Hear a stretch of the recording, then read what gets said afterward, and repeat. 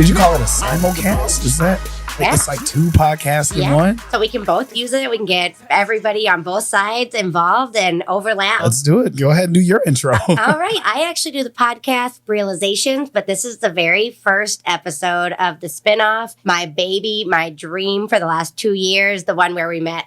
So we get to talk about how we met and what we're doing, who we are, all of that. That's so awesome. That's so cool. Realizing dreams literally is my new goal now. I just realized my dream of 10 years just a few days ago. I don't know if you heard about the Iowa Music Awards. I don't know. What's that?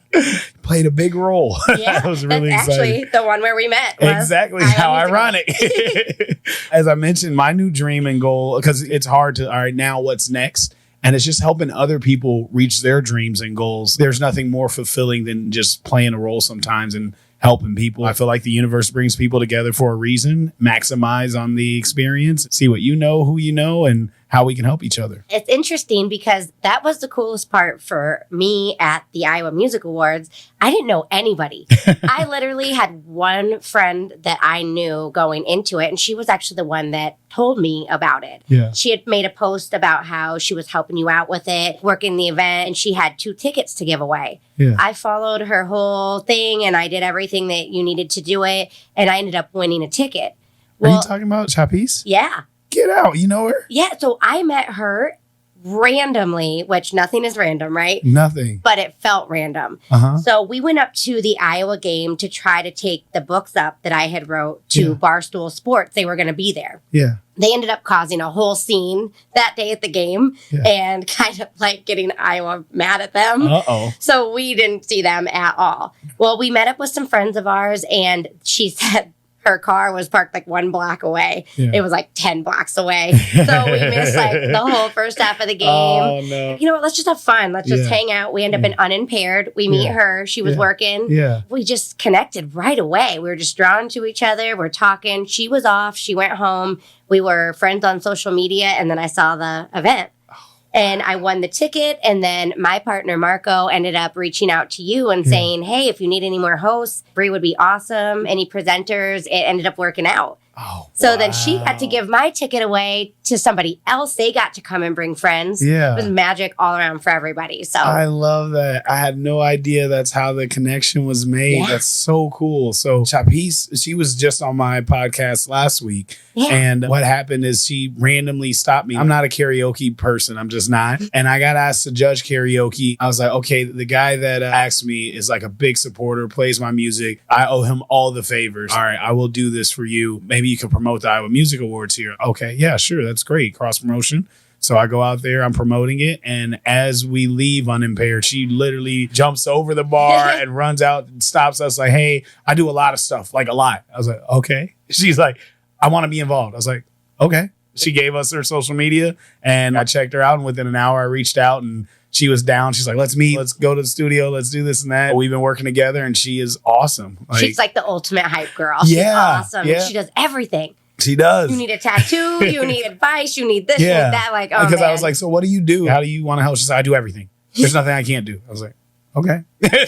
we'll find out. Literally, I haven't found anything she can't do yet. So. She's amazing. So that's so cool that she's actually the reason we got to connect. Yeah, nothing is a coincidence. No, nothing. That's so amazing. So tell me and my listeners a little bit more about you. Author, motivational speaker, you have your podcast. Yep.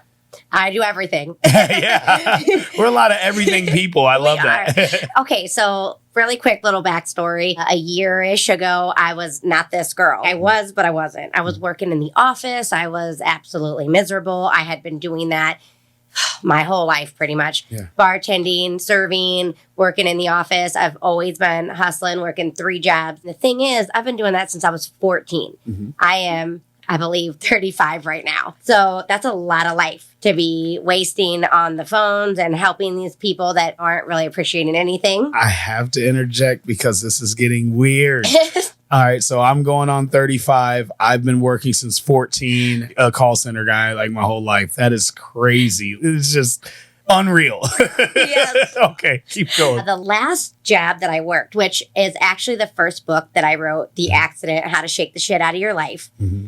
I was working for a company that was paying me $250 That's it. I was literally doing everything. I became a lawyer, an accountant. I fired people. I hired people. I trained them. I was, everything. The phones. I was actually going out in the field and doing work when we were short staffed. Everything. Man. I was working. I know. And on Christmas, okay, I was literally working from 6 a.m. until 12:30. My boss was still calling me, having me fix things on Christmas. I didn't see any of the money that was ever promised to me, the bonuses, nothing. What broke it for me was when he called me up one day after I sat him down and I told him, you're mentally draining me. Yes, and you're not treating me well. He had a lot of mood things that he would take out on me. This just isn't what I thought it was going to be. You said this was like part-time and I could work on finding my dream at the same time. I don't have time for anything. Yeah. He told me, I don't have any money. I don't have anything. I'm sorry. And me, I want to help you build, right? Yeah. So I'm just all in. I'll go up with you. Yeah. Then he asked me if I could buy him $4,000 patio furniture that he wanted me to research and find and order for him. You have $4,000 for patio furniture, but not to pay me. $250. And I just realized in that moment, this is going to be my life for the rest of it if I stay in this pattern. But I didn't know how to leave, because how do you leave a job? At least there's something coming in, right? When you don't know what you want to do and how to actually put it out there. Yeah, yeah. So then we got into a motorcycle accident and I flew off the back of the bike and my partner went down with the bike. He had road rash everywhere. I flew off and I got knocked out. We were going 45, 50 miles an hour. There was train tracks, water, gravel, cars, everything. We should not have been okay. Yeah. But that was it. We wouldn't even have broken bones, nothing. We were able to get up and ride the bike back and get out of there. When that happened, though, I just realized I made for so much more than this. Yep. I don't know anybody like me who's out here just positive through everything and just wants to help no matter what is done to me. I'm done doing this. I'm just going all in on me for the first time ever. And I quit and I went out on my own. Marco and I started doing the books. He helped me design everything. He formatted everything. We just became like the dream team. Yeah. We didn't have any money. Yeah. We had no knowledge. Yeah. And we just decided, whatever, let's just do whatever we do and let's see what happens. What do we really have to lose anymore, right? That's so amazing. Bigger than we ever could have imagined. How long ago was it? The accident was June of last year, early June. And then it was April 29th, we had decided that we were going to start dreaming and start doing the books. April 29th, I made a video. By May 13th, it was published. It was out, the first one. That's like a month.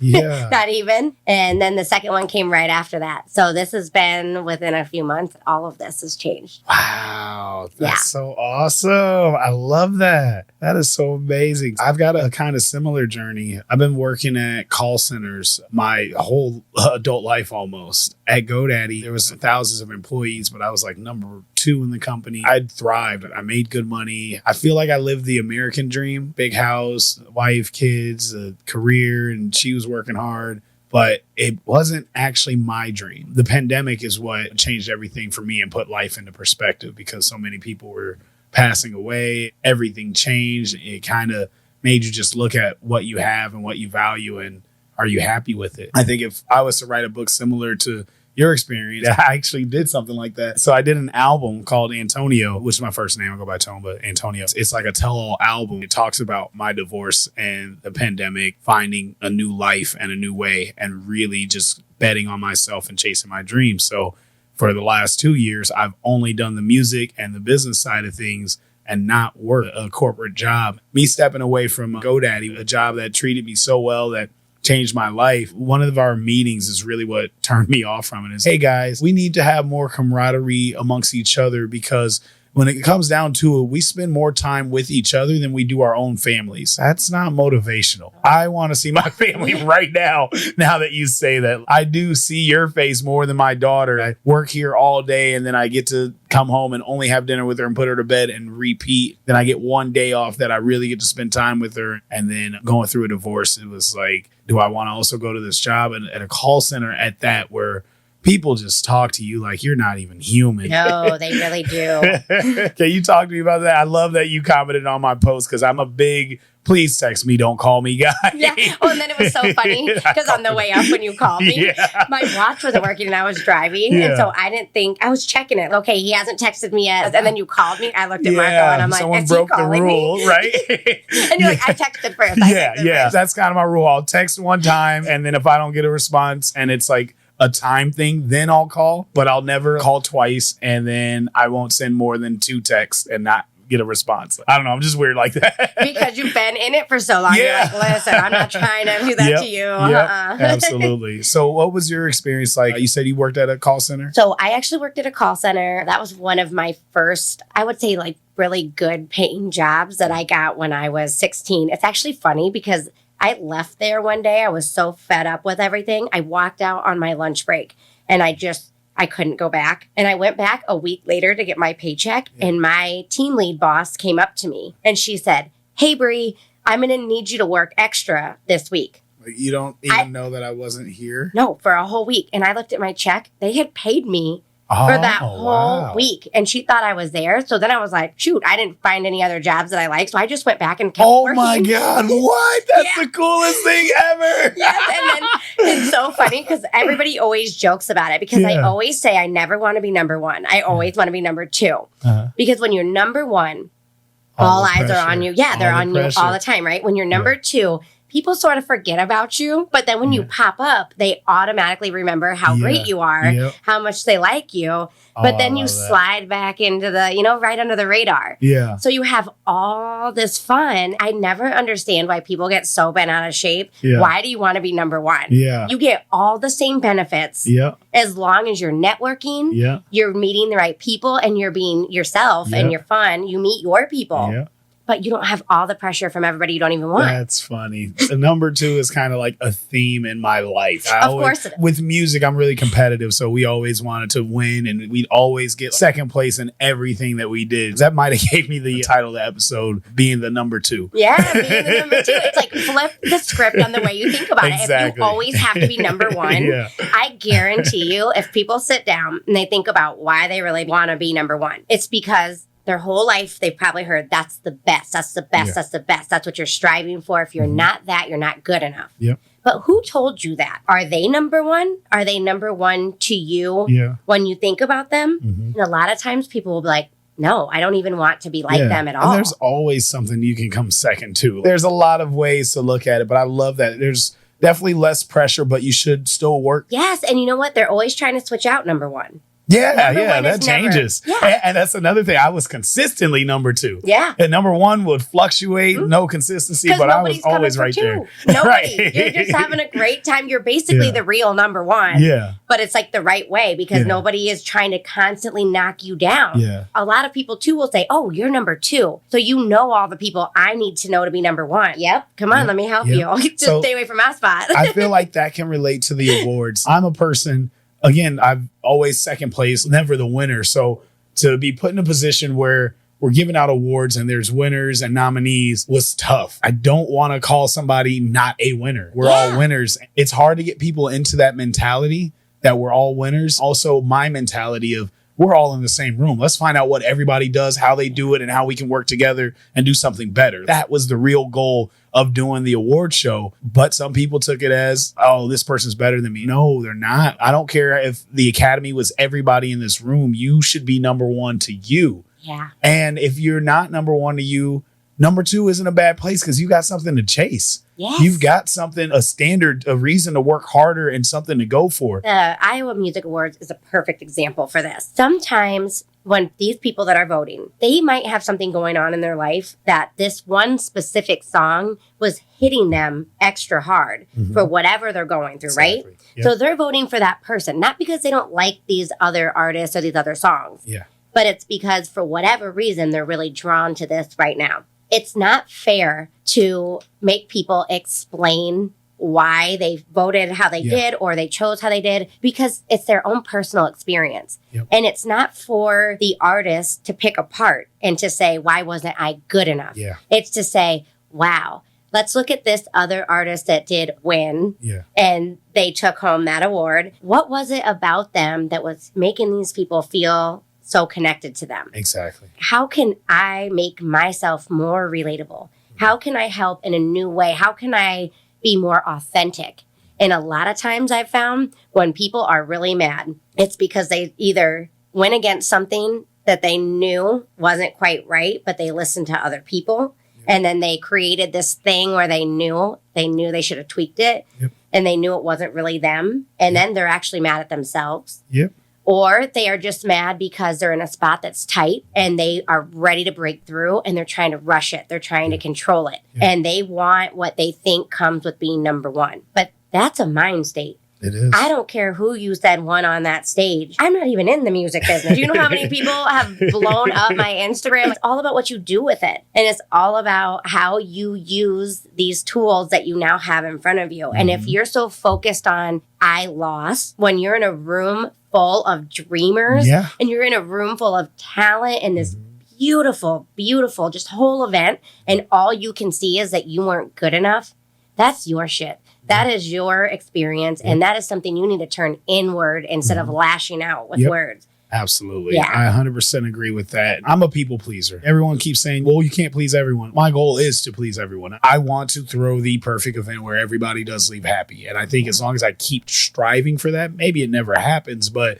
that's always the goal. You know, an award show where there's winners and just nominees, of course, people are going to get in their feelings. What's crazy is I feel like I'm getting more backlash from people that actually won than the people that didn't. The people that were just nominated, a lot of them were really just happy to be there. It's quite the experience. And then I also expected a lot more backlash before the event, not after the event.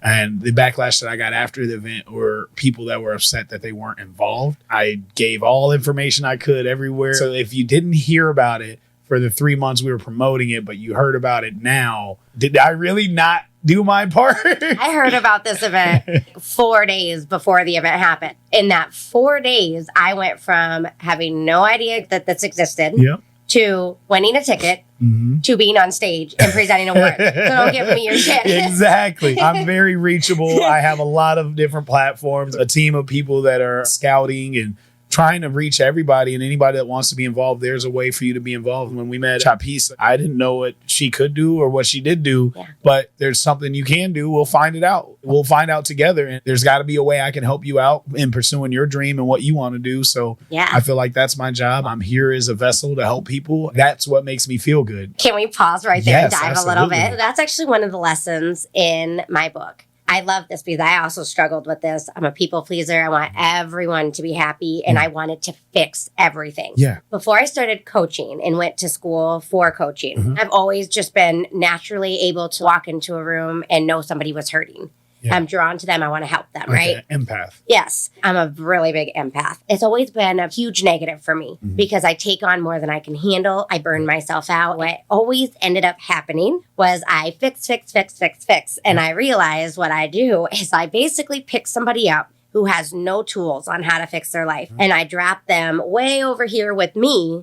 And I say, okay, everything's good over here. It's rainbows, it's butterflies, it's peace and love. But then I get busy. I have my own life still. I can't just hold their hand all the time. And the minute I'm away from them, they fall backwards into their old habits. And then not only do they feel like they're letting me down, but they feel like a bigger failure because they couldn't make it when I gave them everything. And then they self-sabotage even harder. And they slide back even further than they were. And I am destroyed by it because I feel like I just ruined their whole life. You feel that? You are describing me to a T. I know the person that I made feel this way. I tried to fix them and I instead enabled them. Now they're used to that life and lost it. Now they're in a darker place. Right when you said that, I'm like, how do you know me so well? We have that saying, right? We just want to help. And then we get a lot of backlash for it. And people come for us because they see things in us that they want, but they feel so far away from it that instead it turns to this toxic energy. And nobody feels good. Everybody loses, right? So I wanted a way that everybody could win because it's all I've ever wanted since I was little. So what I realized is that you cannot hold sadness for others. You have to just picture them happy. not how you think their life should be, but you just picture them happy. You feel a whole bubble of just goodness around them and they're happy. So every time you see them, even if they're going through something huge and you know they're sad right now, all you're feeling when you're around them is happy. I know you make it through this. I know you figure out a way. And I'm always here. But you make them use their words. You make them ask you for help. You stop assuming you know what they're feeling or what they need. And you do not do anything unless they ask you. If somebody comes at you and they're mad at you, instead of saying, oh, they're mad at me, you deflect it and you say, oh, what are they really mad about? Something's going on in their life. I have a perfect example of that. I'm going to have this person on my podcast, so I won't reveal who it is. They were really upset and they won an award, but they didn't get their time to speak and they ripped up their certificate. I spent money on that, spent time, but he's got something else going on and he needed this win more than I thought it would mean to people, anybody. It was larger than life. People really needed that win. So I've got a good and a bad story. That guy, I saw him at the bar just upset. I sent him over a drink and I could see him arguing with the person that sent the drink and then they kind of hugged and then he came over. Me and him hugged. He apologized. I apologized as well and said I understood and I didn't think it meant that much to you. And I just couldn't make it make sense. I had to make some audibles and this is the first year. There were absolutely mistakes made and there were some flaws, but we had to do the event to learn what those mistakes will be and prepare for them for next year and the years to come. And I guess that one it doesn't end as a bad story and they'll be on the podcast and we'll elaborate on that situation. But one of the good stories where it's also like what you said, where you want to help somebody. I had a friend that I've been working with. He really, really needed a win. He was taking a lot of L's. I knew that he had won. No one else knew that he won. And he had messaged days before, hey, I can't make it. Just going through some things right now. I'm not going to be here. I don't have this and that to go. Oh, I'll get you this and that. I'll do this. You should absolutely come. Well, I'm just not really feeling this. Okay, well, I really think you should be here because I need you for A, B, and C day of. Okay, man, I'm coming. Thank you. So he gets there. He wins his award, the biggest surprise. And it was just the coolest feeling ever. I was able to give you a win and I knew you really needed it. I feel like that's what I wanted this platform to be, is to give those big wins to the people that need it the most. I guess I failed to realize that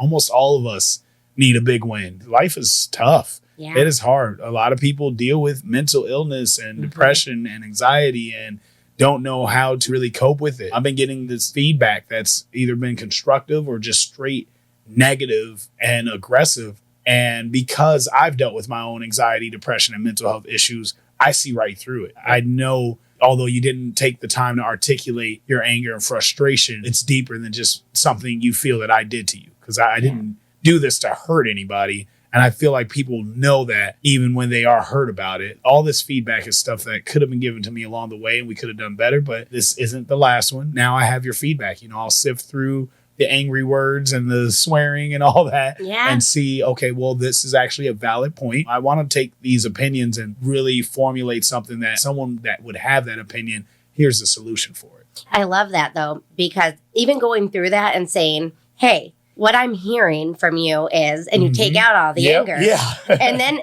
that person says, oh, and he like really sees me. He really hears me.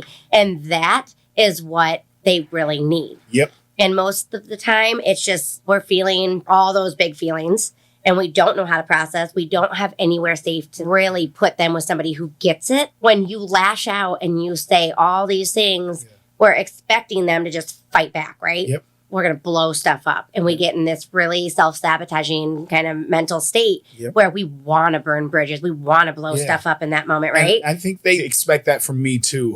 They expect me to just go hard and clap at them and just start snapping. 4 out of 4 people really came at me yesterday in all different forms. And at the end of it, I think I got an apology from each and every one of them. People took a negative post down. I didn't ask them to do that. I just respected their opinion. Some people see it from each side. I would say 80% of the people have just really good feedback and experience from the event. The other 20, I'm considering everything that they're saying, and we're just going to grow, and we got a lot more in store. Well, and that's all we can do, right? If you never fail, nobody's just perfect right out the gate. So if nobody's giving us ways to improve or telling us, hey, I really love this, but so I'm hard of hearing. For me, I tell everybody, I love what you're doing, but half the time it's so fast or you guys are talking over each other and I can't listen. I can't hear what you guys are saying. Captions help. This helps. That helps. If you slow down a little bit. I'm not the only person out here that's like, oh, I'm hard of hearing. Right. In fact, it's happening more and more because everybody's listening to the music in their ears all the way up. Yep. So if I'm telling you, hey, I don't watch videos on social media without captions because half the time I'm in a place I can't even have the sound on. Yeah. If you have captions, I'm going to sit there and read what your video says. Yeah. And then they're like, oh, dang. Well, now you just got a whole new audience. Yeah. And if nobody ever told them that, well, they don't have hearing loss. So they're not even thinking about it. Yeah. It's like we can't change things and make them better and make them more inclusive if nobody's talking. Yeah. But we don't have to come out and say, hey, F you, you did this and this and this. It's just, hey, here's what I'm thinking. This would have been a little bit, or hey, my feelings were a little bit hurt because here's where I'm at in my life. And I really could have used a little more. Like, let's work together and find ways to make this better because I don't want this to repeat. But instead, we just want to lash out. And guess what? When we're just lashing out, your patterns are just going to keep showing up, keep showing up. You know how you have that moment where dating is a perfect one? I hear this all the time. People will tell me, Brie, I just keep dating the same losers. And it's always their fault. It's never our fault, right? Yeah, no accountability. And I'm like, well, let's look at that because these people aren't just coming to you and doing this to you intentionally. You are picking these people. This is all you. So we start to look at it and they say, well, yeah, but it was never that bad, but now it's amplified. It's like all of them in one person. But I love them the way that I love all of these people here, but they just are hurting me. And I ask them, well, are you using your words clearly with them? They always say yes. They always tell me yes. And then I start asking for examples. I found out very quickly that they do not use their words. They tell me a lot of things that they think, but then when I say, but did you say it like that? Well, no, but we're not mind readers. We're all just assuming. So our patterns show up over and over and over, and they amplify each time because life is like, why aren't you paying attention?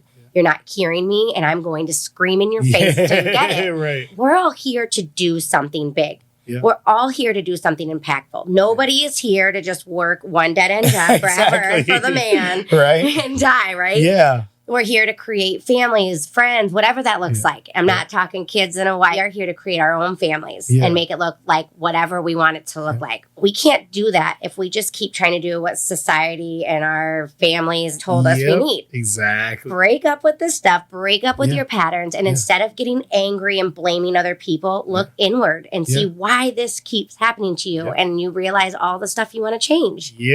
And then we start describing my life. 2 years ago is when I broke up with a whole different life. I'm much happier for it. I'd spend so much more time with my daughter. Well, I got 2 daughters now. I saw that. One of them just had a birthday, right? Yes. Yep. My daughter, Nova. It's just really exciting to be in this world where I am free. What's crazy is like, I can work as much as I want to. I don't stop working now. And the old job, at least you could clock out. I'm doing what I love. I'm doing what I want. And I'm doing the way I want to do it. It's pretty amazing to be in this new life. I was one of those people that, hey, you got to go to school, get a good job, get a big house, get a nice car, and just continue to work your life away and stay at a job. Even though GoDaddy was great, it's a career. I recommend it for a lot of people. But for me, for the rest of my life, knowing all my goals, ambitions, and the things that I've experienced that I can help other people with, I wasn't helping enough people through GoDaddy. And now I feel like I'm impacting lives, helping people chase their dreams. Speaking of which, I got to do a little shameless plug. This one isn't actually my dream, and I'm probably more excited about this than most of my other shows. We just booked the DoubleTree to do a fashion show. The lady that did my decoration, that believed in my company from the beginning, she's always wanted to do a fashion show. And another one of my partners always had a passion for fashion. A passion for fashion. We're doing our first fashion show December 17th in Cedar Rapids at the DoubleTree. And it's just all 3 of us coming together, working really hard. Going to do another red carpet event. We're going to have models, a runway. It's going to be amazing. That was their dream, not mine. And I'm happy to be a part of it. It's so fun though, right? And it's crazy because once we start encouraging and inspiring other people to just dream and go for it, it's not like, well, you said that they should do it, so now you have to fund it all and you have to help them, right? You lend a hand where you can and you connect them with people where you can. And then it makes their dream more fun and more powerful. And they meet all these people who maybe have that same goal or that same passion in another area. Now you're connecting your whole team. Yes. And all I did was just Yep. I Yes. said, yeah, do it. And they watched me do mine. Yep. That was it. Yep. If we continue to teach each other this, like now they may help some other people. I chased my dream because someone helped me. So now I'm going to help someone else, or they teach their kids and their kids help the next people. And we just have this society and this circle of dreamers that are just going for it. That's how things are made and innovation is created. I get really excited about this. I have two things on that. One of them, I'm going to tell you, it's about the Iowa Music Awards, but I'm going to come back to that. Marco had listened to this episode of Joe Rogan where Mr. Beast was on, and he said this thing. I never stopped thinking about it. The way that he got so successful so fast was he had a whole team. They all had a different area of expertise where they had failed and learned through it, right? So then when they all got together, they shared that information. So it's like learning at a rapid speed because there's no way one person could learn all of these different things that fast. But when you have 6 people learning all the different sides of this, and then you come together and you've all failed your way forward, you just take off so fast. Failed your way forward. That is awesome. That was our book tour. You fail forward. Yes. Oh, I love that. That's so great. And it's just, that's the way to do it. Stop working against each other and work together. There's room for all of us to dream.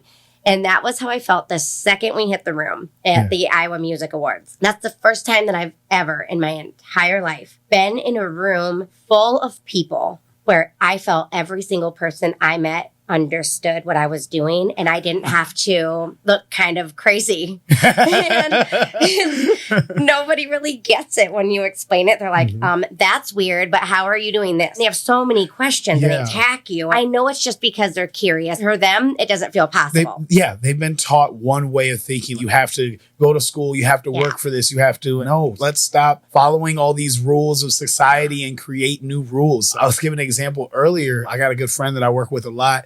And he's very into music theory. Forget music theory. We are music. Music is art. Let me do my thing. No one stops Jay-Z when he's in the booth going off, or Lil Wayne when he just keeps going and going. I don't want to follow rules created by people hundreds of years ago. I want to make the next set of rules, which is probably no rules. Do what feels right and make it sound good. That's interesting because we had a long period between Tupac and Biggie where if you talked about music, they were just over it. They just felt like it died. It's funny because that's why. It's like everybody just started trying to appease the producers and do what you had to do to make it. And nobody was really being authentic. And we were having a lot of just poppy nonsense lyrics, and it was like nobody was really connecting to the music the way that we used to with like whole East Coast, West Coast, everything. It's interesting, and now it's like we're really starting to see that, I feel like, come back, and nobody wants to play by the rules anymore. And I love it. I love to see, and even with the books, that's what this is all about. I have a lot of people that tell me, oh, well, Bree, I want to write a book, but I could never do that. Why couldn't you do that? If you're drawn to it, you can do anything. Books that we see, I felt the same way. Sometimes I'll open a book at night and I am exhausted just looking at how long the chapter is, how small the font is, how many words are on the page. I put the book down and I get my phone and I scroll. And that ends up keeping me up way longer than I would have been. Exactly.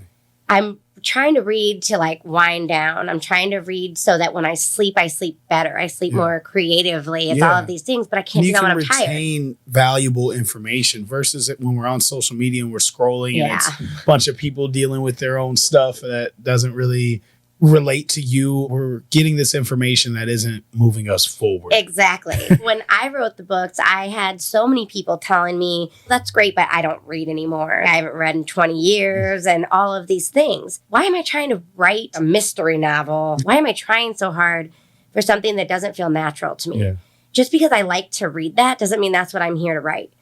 So I sat down at the table and I just started writing. And at first, I think I was like, I don't know what I'm doing. And that's what I started typing. And then all of a sudden, my fingers just took over. And it was like, I felt like the story was coming through me, like it already existed. And I just had to get out of my own way. So every time I would have a moment where I would feel myself thinking, oh, but what's somebody going to think about that? I would pause because I couldn't be thinking about other people when I was writing. The story's already written. I had to let it just flow. So there's no chapters, there's big font, there's weird spacing. It's almost like poetry meets a note meets a story. The first book doesn't even have page numbers because I wanted it to be as basic as possible to show everyone, hey, I don't care if you have a 4th grade education and you don't feel like you could write a story. Yeah. Nobody that matters is going to come for you if you use the wrong there in this story or it's however you wrote it. If your story is good, your people will find it and they will connect with it. And that's what matters. Write it. Forget about the critics. They're going to hate on everything. They've got their own stuff they're ignoring and running from. Right. Like, there you go. Write it. I love that. I had people that read this and they called me crying. Yeah. And these are people that, there's one girl, I'm not kidding. Yeah. She broke a beer bottle over somebody's head and they were attacking her. This girl, I've never seen her even show a lick of emotion. I'm living my whole life wrong. I got to do this differently. Yeah. And she's shaking her whole life up just from this little book that I wrote. And it's awesome. People want to live again. They want to do it differently. It's like bringing this whole new set of hope. Imagine if I never sat down and wrote this. Yeah. So you just got to do it. And it's got to look like you. And it's cool. That's so awesome. Again, I have a very similar experience with my album. I'm shocked, by the way. It's just so crazy. But yeah, I wrote a tell-all album that I got calls just like that where the toughest people are in tears and telling me I went through the same thing. I just would never talk about it. That's what I wanted to do, was break the rules that I've got to talk about this fancy life that I'm not living. I want you to hear the good. I want you to hear the bad, and times where I'm the bad guy and I regret things that I've done in my life. And I want you to hear the hurt in my voice when I'm dealing with real life scenarios and situations. I just can't believe you actually said that. I have to be honest and true. At first, I did the album just for me and only for me to hear and to get it out. It's like therapy. Music is my therapy. But once a couple other people heard it and could relate to it and it broke down things about themselves, this is bigger than me. This is an outlet for other people. Now they can have somebody that they can go to, which is way more important when they're dealing with stuff, knowing that they're not alone. My album starts on the decline and then it ends on a high note. It's quite the journey. There's a rainbow at the end. There's a pot of gold at the end. I want people to see that. I really want people to know that we all go through stuff. We all deal with things that we're ashamed of or made mistakes, but you can move forward. You can come back stronger from it, and you can teach other people. Learn through me. Don't make the same mistakes that I did. Don't have this same regret. I messed up. That didn't work. Don't go that way. I don't want to see anyone fall on their face when I fell on my face and could have told them, you don't have to do it that way. That's wild, because I'm sure with your album, people hear that and they know it's your story and they're hearing everything you're going through. But while they're listening to it, it takes them to their own experience in their life, and they're relating those feelings to their exact journey. Yeah. And then you open up this whole new way of looking at it. Yeah. So here's somebody who thought, oh, well, I went through this too, but I didn't have a rainbow yet. I didn't even know there was a rainbow or could be a rainbow. Yeah. And then they start to reframe and look at everything differently. And then they go through that album and all of a sudden, bam, they're there and they're like, wow, I can see it differently. Yes. I can do it differently. That's what I did with the books too. So the first one's funny. I made it crystal clear how you see patterns. Yep. That was my whole goal. Hey, y'all, let's look at our lives and see how we keep repeating things so we can break out of that. Yep. But the second book, Young Writers' Day, Fragile Minds and the Adults That Mold Them. So that is where my trauma actually really started in my life. I think that we are so quick to take what happened to us when we were little and just brush it off. Oh, it could have been worse. I am making too much out of it. I need to let it go. But that is the wrong way to go about it. The more that we say that, the more we just bury it and push it down. And then we have people who have chronic pain, who are overweight, who are struggling in relationships and life, and they don't understand why. Yeah. Because you're not giving yourself any credit for everything you've been through and what has been put on you and what you've done. So the second book was a lot harder for me to write.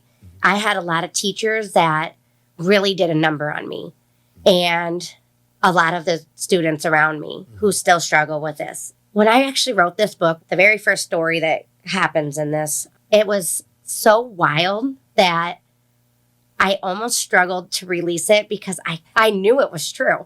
I lived it, right? I can picture it all in my brain. But it is so out there that I almost felt like I doubted my memory. And so I reached out to my two friends that I knew would know everything.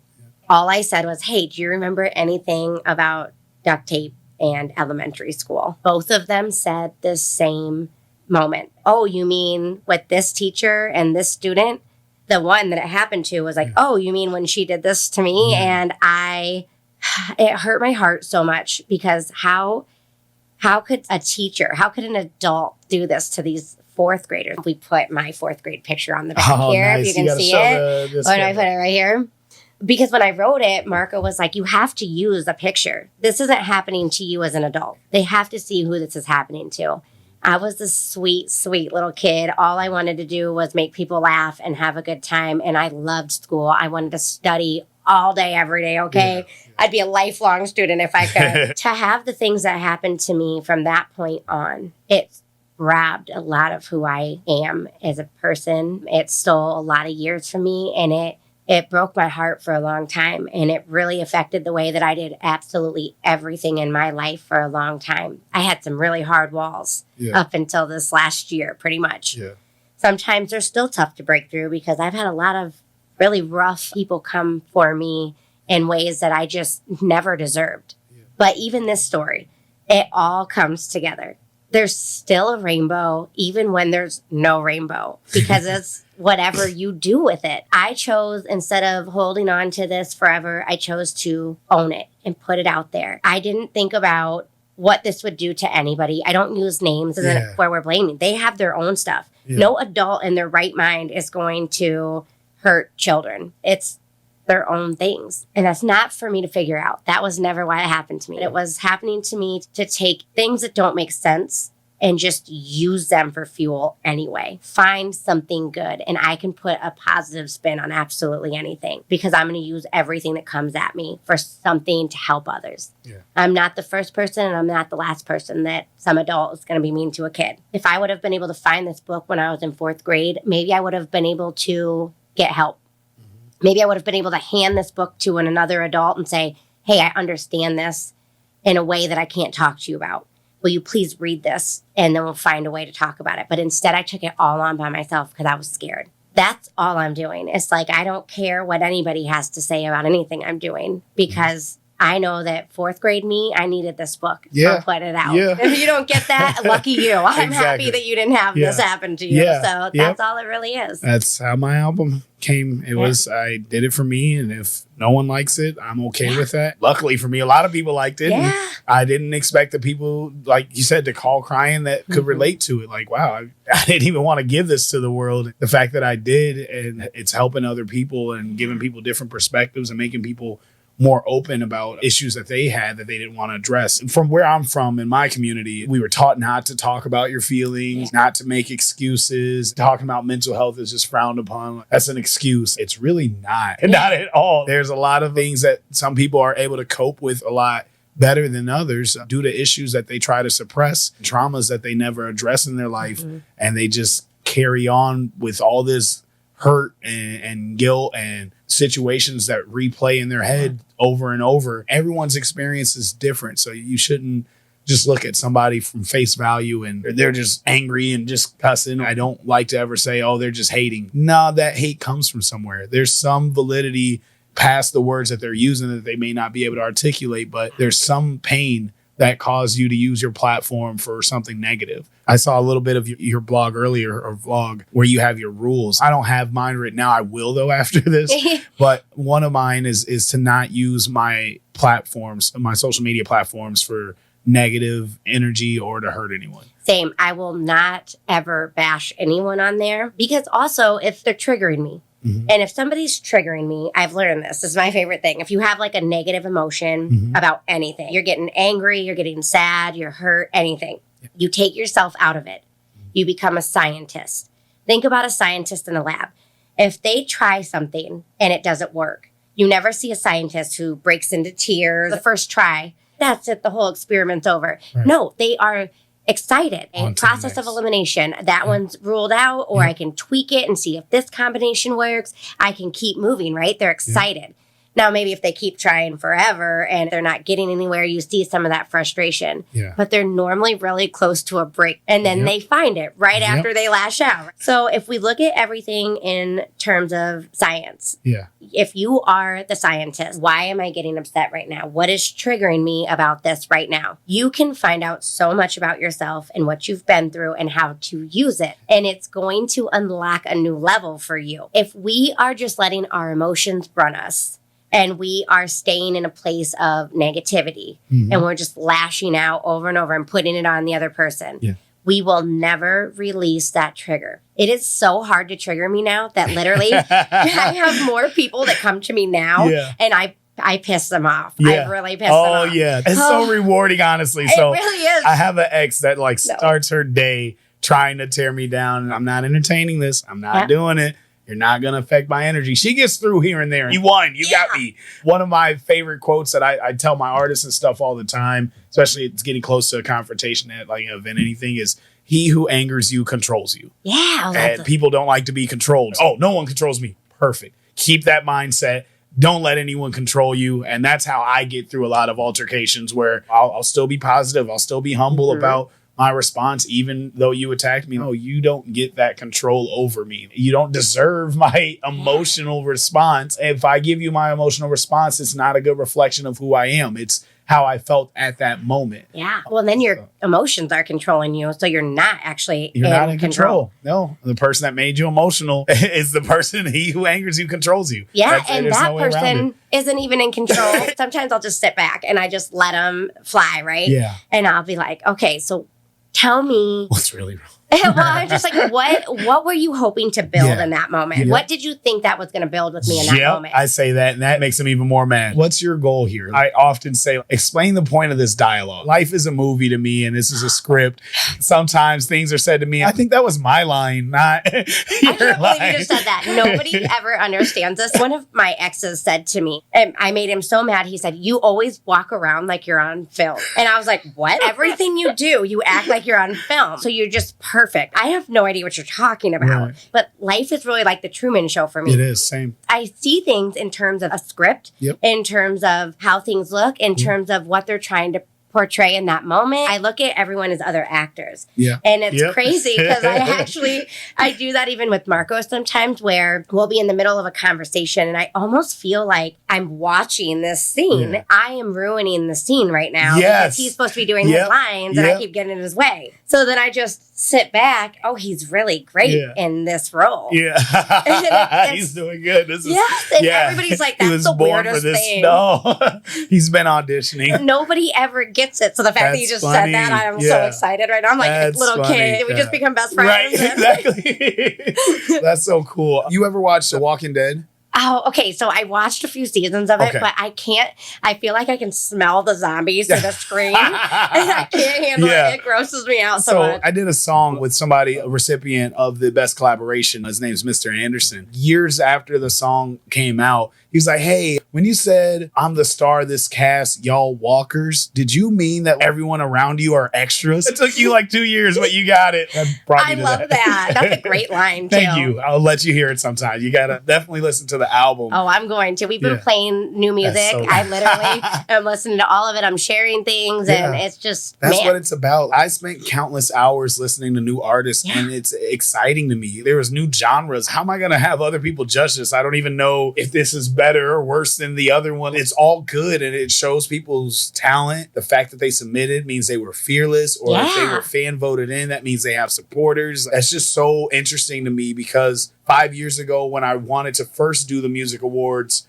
I had told Dre, did you get to meet Andre Williams? Oh, I don't think that I did. It felt like a wedding almost. I've been married twice, okay? So it felt like a wedding where everything was so fast and so crazy. I just met so many amazing people. It's just a whirlwind. It was the most magical, amazing night. I had the best time. It's been a long time since I had that much fun somewhere and was surrounded by, I can't even put the vibe of everyone in there into words. It was straight magic. And I really needed that. For me, it was a really big win because we've been really doing this dream. I'll tell you what, when you're dreaming, it's all fun, but that money, it doesn't just happen. It's scary because you want to keep it's almost like you feel like you should throw in the towel because you're like, well, what am I going to do? This has been a bottomless pit of invest, Yes. work.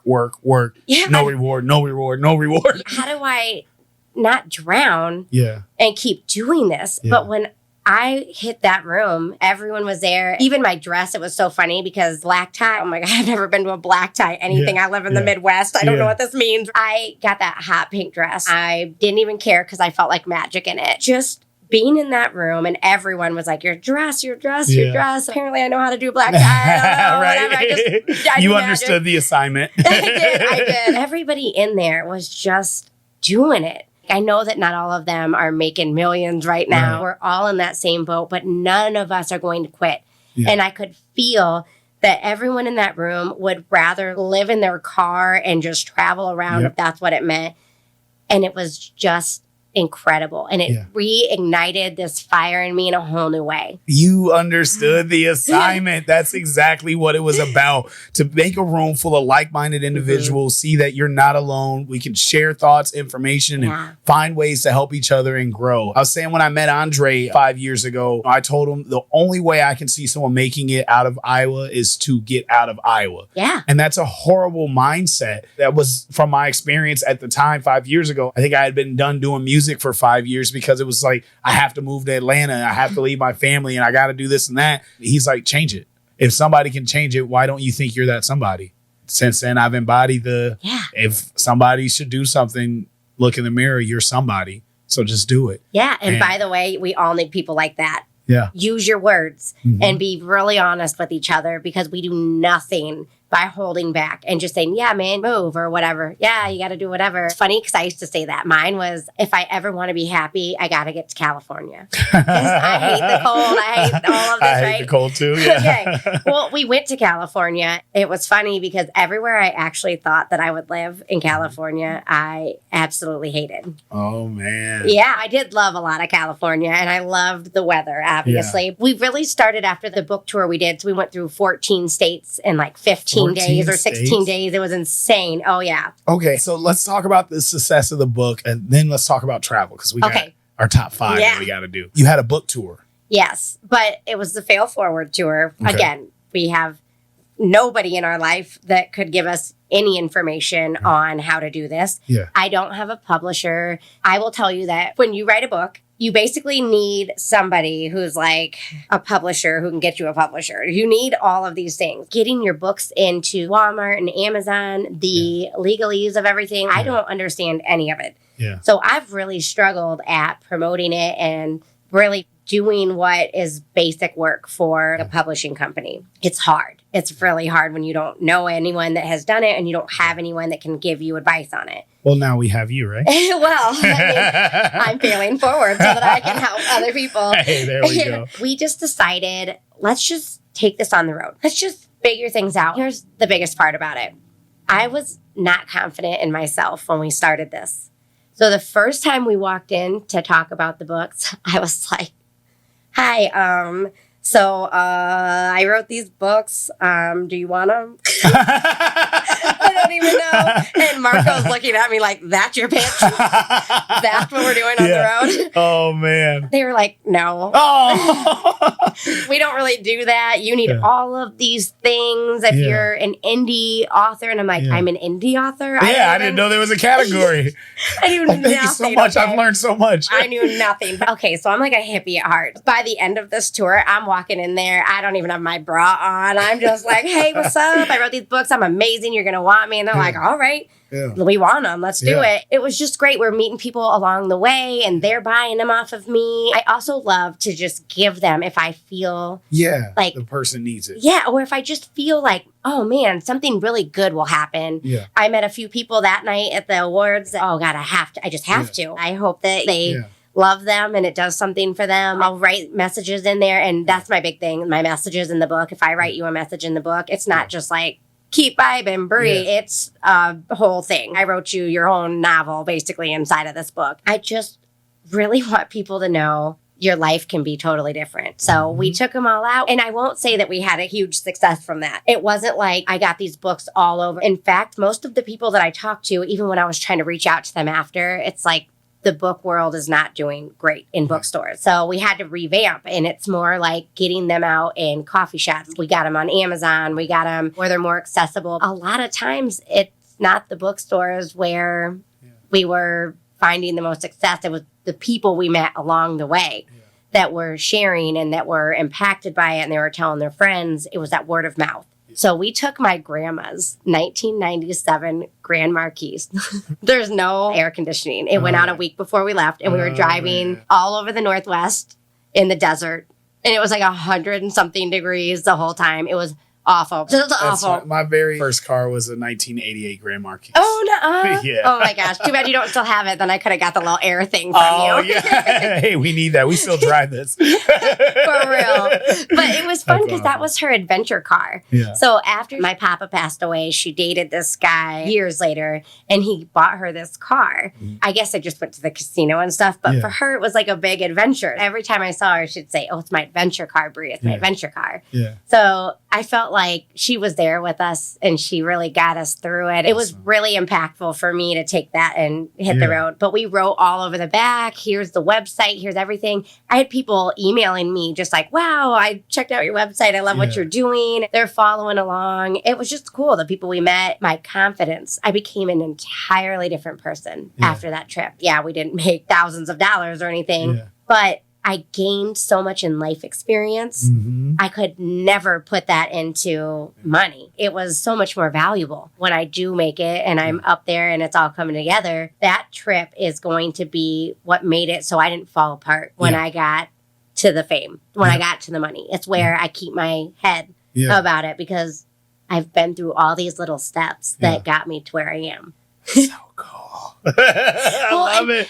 I gotta say too, even with the divorce and leaving your job and your big life, that's not something that you just, oh yeah, I don't think I want to do that anymore. Right. That was a lot. Yeah. That's something that right before you jump, that's like jumping out of an airplane. Are you gonna do it, or are you gonna sit back down and try to do it another time? It takes so much courage to just leap. Yeah.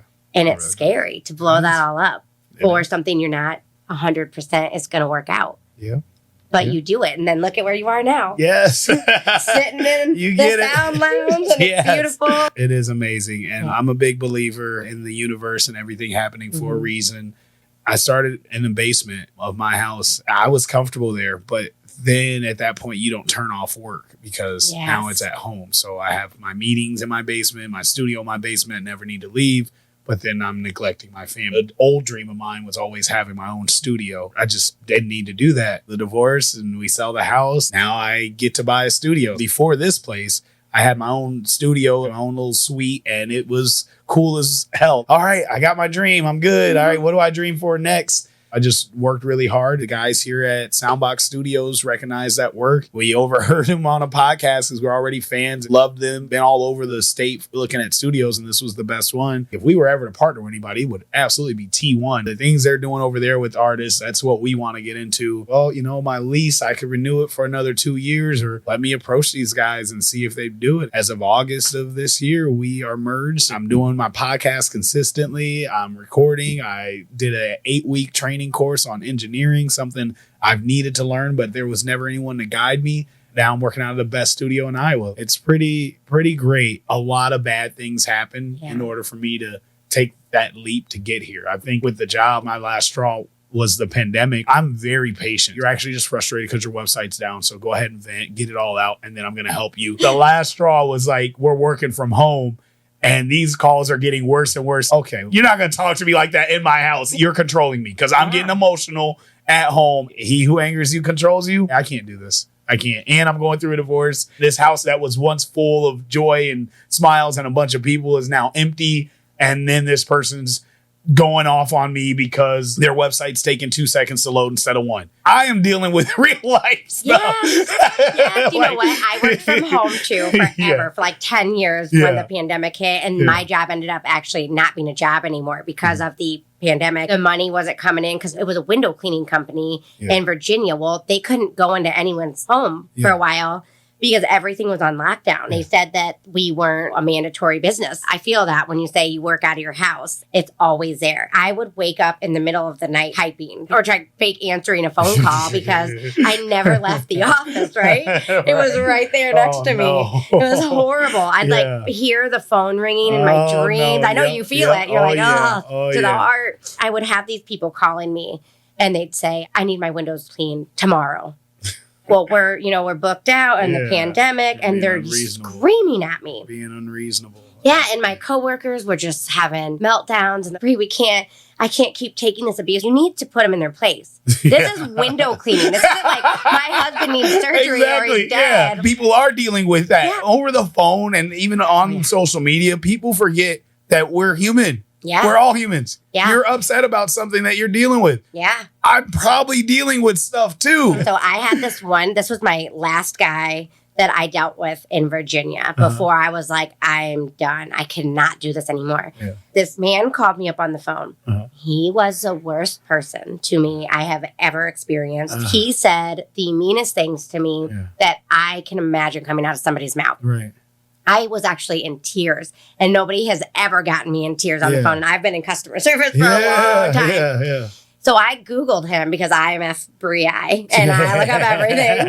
FBI. FBI. Love that. FBI. So I look him up, and he is a judge in Virginia. This man has power, and he speaks to me like that. Yeah. So then I start diving a little more. He was about to be thrown out from being a judge because of some really sketchy stuff he had going on, and he was getting found out about everything. Surprise. This has nothing to do with me. This has everything to do with his bad decisions catching up to him, and he's lashing out on me.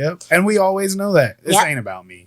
Whatever you're doing to make somebody else feel that way, someone else made you feel this way, or a decision you made you feel this way. Why is he getting me so emotional? Why do I believe anything he's saying is true?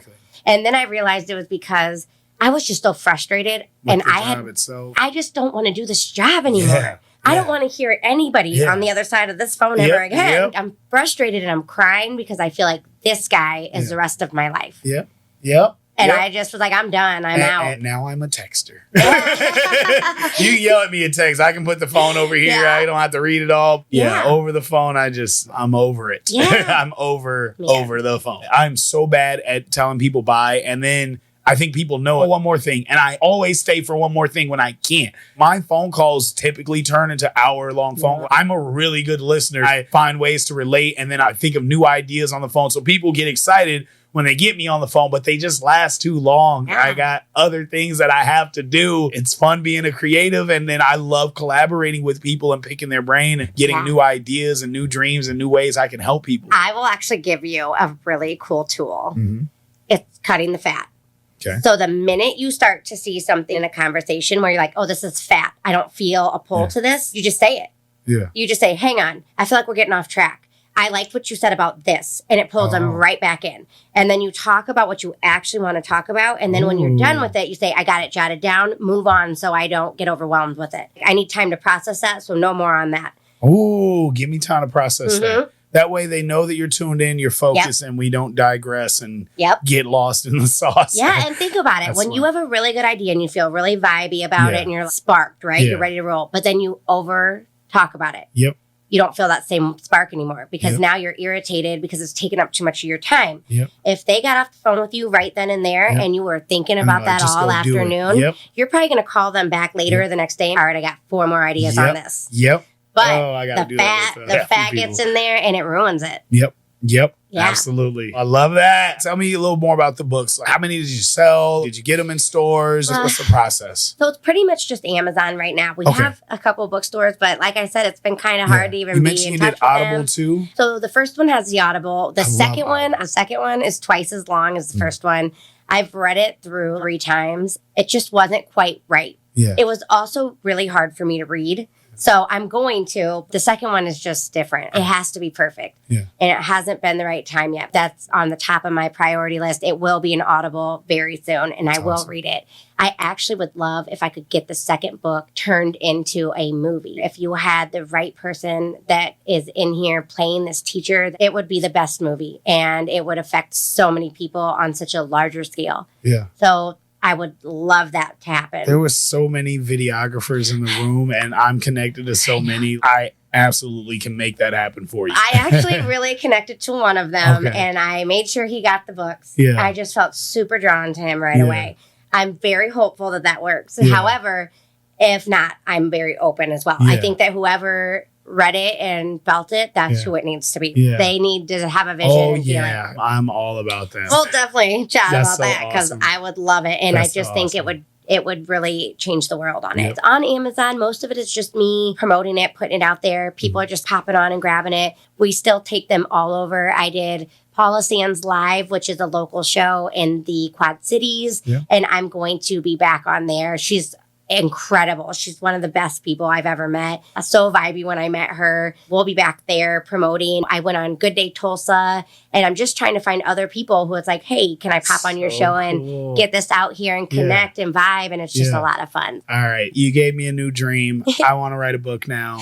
You have to. You guys know the steps. Mm-hmm. I would enjoy doing this with you guys. Everyone's asking what's next. I accomplished my dream. The next thing really for me is helping other people accomplish their dreams. In order to do that, I've got to tell the journey, how hard it was to get here, and then the backlash, and then the motivation to move forward after that. If you struggle at all with writing it, I always, first and foremost, want everybody to write their own thing. Yeah. I think that that is the best way for you to get across what you want. Yeah. However, I know that not everybody has that desire to sit down and write it as well. Yeah. Another thing that I love to do, this is another part of my dream. Yeah. I would love to sit down and it's almost like a session Yeah. where you just walk me through your story, but I ask the questions I would need to basically build the movie, build the scene. Yep.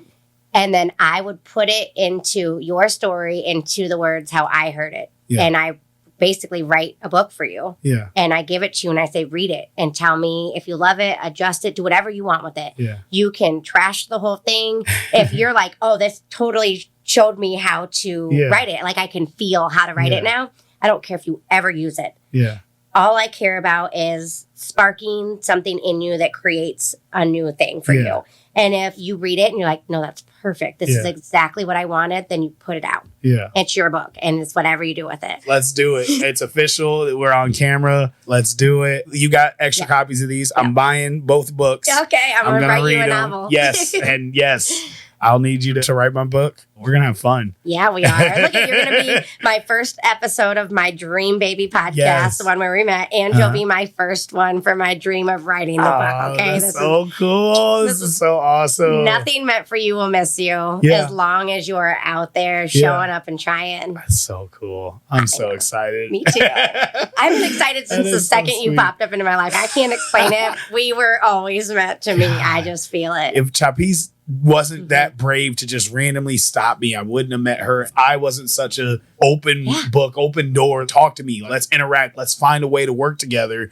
This to come of it. That quote you just said, nothing meant for you will miss you. I love that. Yeah. Never heard that. Oh, it's like that. I use it every single time I start doubting myself or I start questioning things. I'm like, Bree, nothing meant for you will miss you. You just have to be open. It's all about stop trying to control the journey. Yeah. So whenever I feel really overwhelmed, I'll say that quote and I'll breathe and I just find some peace in giving it up, letting the universe take me where it's going to take me. Yeah.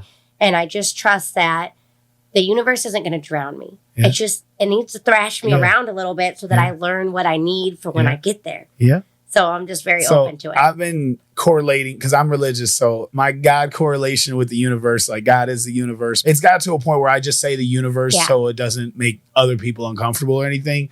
But one of my other favorite quotes is people make plans, God laughs. Oh, yeah. And I feel like that correlates with. I love that you said that because I actually had a really rough life with religion because I have tried my whole life to be religious. The church does not want me. I have tried and tried and tried.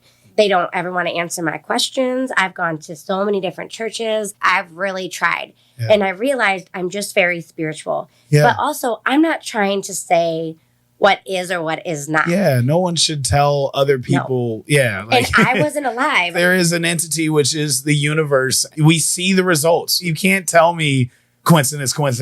No. And karma, I get instant karma. I'm scared to do something bad. Every time I've done something I was supposed to, I made a post the other day. It's really funny. I taught my daughter, Naya, stop killing bugs. These are living beings. They're just minding their business. Don't just go around killing them. Right. Well, I'm terrified of spiders.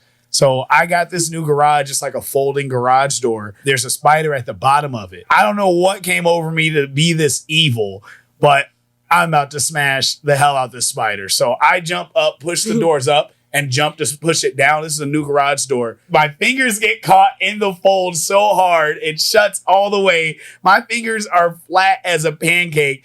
And the door didn't shut, so the spider's probably like, ha ha, gotcha. I'm like pushing it open to get my fingers out, and it's jammed. Worst experience ever. I did not kill that spider. I'm going to practice what I preach to my daughter. Instant karma for me. Yeah. I had no business going that far to get rid of this spider. I feel that, except listen, I don't ever kill things either. But the other night I was dead asleep. I wake up and this spider is just coming down the ceiling. It lands on my pillow. Oh, that's self-defense. No, it was self-defense. It was me or the spider, and I was like, you don't He's do that. attacking me. Yeah. That was too close. Get out of here. I even let a family of Daddy Longneck live in the shower, okay? I talk to them. We're homies. That's great. But you do not come on my pillow when I'm sleeping. Like, no, what are you doing? Boundaries. Yes. So I killed him. I killed him dead. Self-defense. But I believe in that too. Why do you have to be doing that? I guess religion to me and spirituality is all the same. It's just about trusting that whatever it is, it is. Whatever works for you and makes you want to do better and wants you to be a better person, you use that. I don't care if somebody's like, it's God, it's the universe. I don't care what it is. Just use it. I believe in the same things that you're saying. You be kind, you do well, you help others, and you hope that life is just good. That's what this has been all about for me. I really feel like I grew up in a world that wasn't meant for me. Those words. All right. You absolutely have to listen to my album. The second song on my album is called Fear. And the first words I say on it is, why was I born into a world I don't belong in? Oh my gosh, yes. I'm getting my full body chills. That is nuts that you just said that. I always just felt like I was too soft for this world. Yeah. I spent a lot of time wishing I could just kind of go because I didn't want to do it. It was just like, is there something else? I don't want to be in this. Yeah. It's hard. I don't like it here. I'm meant for more than this. I'm with a whole bunch of people who just make it way harder than it has Yeah, to it be. doesn't have to be this hard. We don't have to argue ever. Say your piece, say how it makes you feel, and then I'll adjust. Yeah. And then I'll tell you, this is how that makes me feel. Can you not do that? And you can just say, okay, and we just be better and have good interactions only. It sounds like a fantasy, but I really think if people just communicated, it would cut out all the BS and we could be so much happier. You say that to people and they're like, all right, Bree, it's rainbows and butterflies. Right, but why are you being mean to me about that? Rainbows and butterflies sounds awesome. Yeah, why not? Why not? Life can be that. No, that's so cool. There's something else. I relate everything to my lyrics. There was something else you said about you're too soft for this world. I got a song called Anxiety and Depression. And I kind of say that, you know, it's not my weakness, it's my superpower. That's funny you say that about hearing loss. Really? Yeah, because listen, even when I do sessions, when people are trying to tell me something that they don't want to say, it's hard for them to say, they'll mumble and they will speak fast and I won't hear what they say. Yeah. So I'll ask them to repeat it, which is something new for me. I used to just pretend that I heard it. I realized that when I just say to them, it's not you, it's just, I didn't hear it. I have hearing loss. Yeah. I really want to know what you said. I just feel kind of bad that I missed it and I really want to know. Then I take all the pressure off of their plate. So then they say it and they almost immediately burst into tears once they say it calmly and out loud. Then it'll be this big whoosh, wow, it's off of me. I finally admitted it out loud. And then we get into it and I'm like, dang, I've been using this as such a negative for so long, but it's a superpower. So let's do top 5. So let's start at number 5 and why, or if you have any honorable mentions. Okay. I'll go first since you're kind of the guest on here. My honorable mention is not a favorite place. It's a place that I will never live that I've been to. Okay. That is New York City. It's too fast paced. It's dirty. It's not what I expected from seeing it on TV. And people are just impatient. Traffic is horrible. And people like have a dream of moving to New York. Go there first. Yeah. And then come back to me if you have that same experience. Do you have an honorable mention? I'm actually just going to say I have a place like that. Okay. Which was San Francisco. I've been dreaming of San Fran my whole life. Yeah. It was. You thought you moved to Cali, you'd be happy. Yes. And I got there. OMG. It was not. It was overcrowded. Everybody was kind of rude. Yeah. It was so fast. It was kind of dirty. Nobody seemed happy. Yeah. We're driving. And I used to have this reoccurring nightmare where I would wake up and I couldn't breathe because I would be driving. And all of a sudden, the street would just end and I would fall right off. Oh, God. There was a street exactly like that, and it just goes straight down.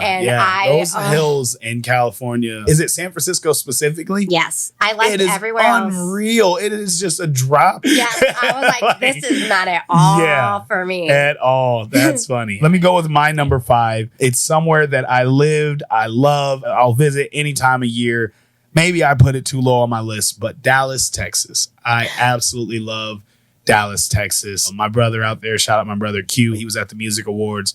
Huge help. He let me live with him for a few months, me and my daughter. We had a lot of fun and it was so freeing and so relaxing. When we want to do something, there's everything to do. When we wanted to do nothing, it was okay. We were outside going on walks in the middle of winter. It's just amazing, good weather and good food. Food is a big part of how I picked the location. Yeah. That's my number 5. What do you have for a number 5? I actually changed my number 5 a few times, but I'm actually just going to give it up to Iowa because it's been really good to me. And I actually did this because I've given Iowa a pretty hard time. It's time to give Iowa its flowers. Yeah. And, I had spent a lifetime saying I needed to get the heck out of here and it wasn't for me. But you know what? I am who I am because of here. It is a very nice place. I can just be a nice human here. Yeah. I've met a lot of incredible people here. Yep. And a lot of big things have happened for me here. Girl, you better put Iowa on your list, okay? So I did put it on here, but it is my very last one because it's on the list. It made the list. I made it, but let's not expect too much. I still want to get out. Okay. All right. My number 4. Another place I lived, I probably should have put this one lower because this place broke me because it's so entertaining, so much to do all the time, especially for musicians. My number 4 is Atlanta, Georgia. I've always wanted to go there. Love Atlanta. We lived there for 6 months and we partied because there was no alcohol on Sunday. So Monday through Saturday was a party. We're with celebrities and they like our music. We had money saved up to live there for probably 3 years. We blew through it in 6 months. Dang. Got so close to the dream there. It was tough, but I love Atlanta. I could go there anytime. Can I ask you if you ever met somebody from there? Have I met somebody from there? I'm going to ask you if you've met them. Okay. Miss Juicy. That sounds familiar.